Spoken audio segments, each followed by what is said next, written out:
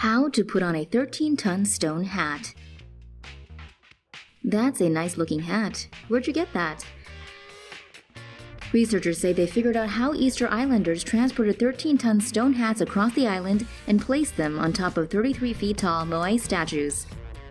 The study, published in the Journal of Archaeological Science, examined how ancient islanders were able to move the additional red stone cylinders, pukao, on tops of the statues. According to NPR, Easter Island has almost 1,000 moai statues spread across the island, with around 100 of them wearing the pukao hats. After constructing 3D models of the stone cylinders, scientists closely analyzed the details and features of each pukao. They developed a hypothesis that the hats were rolled up to the top of the statues using long ramps with a technique known as parbuckling. Using the 3D models, the team was able to calculate how long the ramp would have to be, in addition to how many workers would be required to pull the pukao into place. With a ramp 75 to 328 feet long, with an incline of 5 to 20 degrees, a team of 15 people could maneuver a pukao into position. Careful, construction ahead. France planning to pave roads with solar panels. The French government is set to go ahead with energy plans to pave 1,000 kilometers of its country's roads with solar panels.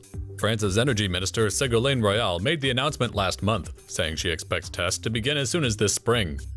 The panels are made by Colas, a subsidiary of French industrial giant Bouygues, and took 5 years to develop. These 7mm thick Wattway solar panels contain photovoltaic cells, which collect solar energy through a thin layer of polycrystalline silicon. The panels will be glued to existing road surfaces and can withstand the passage of heavy goods vehicles. The manufacturers say road surfaces are occupied by vehicles only around 10% of the time, so the panels will get plenty of exposure to the sun. The panels can provide electricity for street lights, street furniture, road signs, and buildings. The manufacturers say 4 meters of solarized road can power 1 household, and 1 kilometer can produce enough electricity for a town of 5,000 people. If it reaches its maximum potential, the plan could provide electricity for 5 million people, or about 8% of France's population. The cost of the project is unknown, but the French government has suggested it could pay for it by raising taxes on petrol. Last year, the world's first road to convert sunlight into electricity opened on a 100-meter stretch of carriageway in the Netherlands.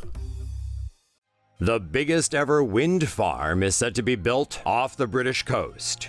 The UK government might be gearing up for a so-called hard Brexit, but that doesn't mean it's stopping work with European companies. The world's largest wind farm is set to be built 90 miles off the British coast by Danish energy firm Dong.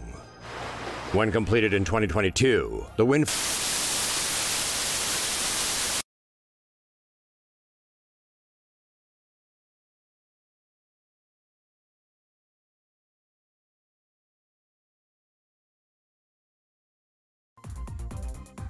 Amsterdam to get the world's first 3D printed pedestrian bridge.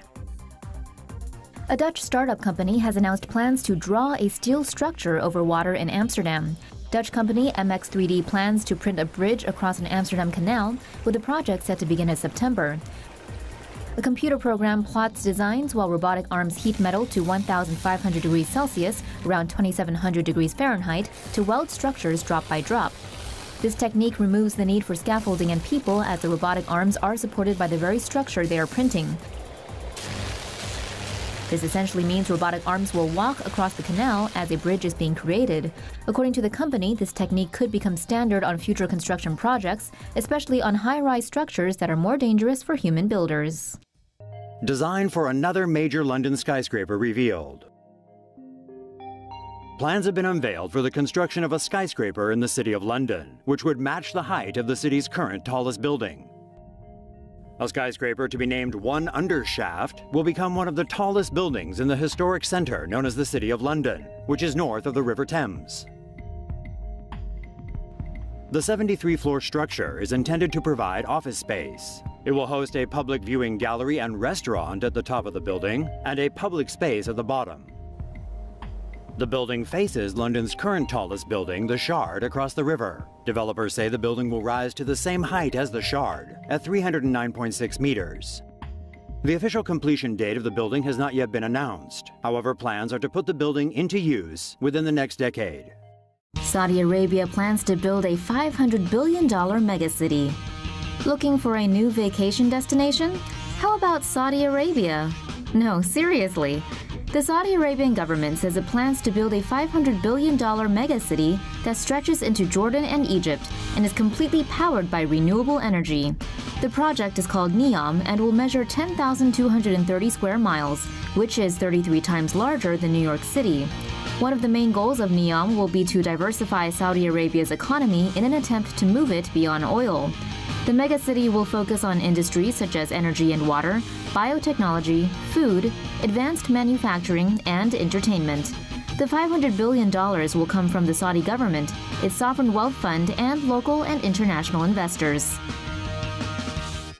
South Korea and Egypt are building an agricultural city in the desert. Two unlikely partners are in a scientific collaboration that could see a desert turn green within the next half year. South Korea and Egypt are teaming up to build an agricultural city in the North African nation's Qattara Depression sinkhole. The 6-month, $10 billion project will see 50,000 greenhouses constructed by Egyptian workers and managed by Korean experts. Several solar and desalination plants are expected to be built at the site. The project will also see an attempt to produce food and the sugar alternative stevia. If the plan is successful, it could be seen as a model for future anti-desertification projects.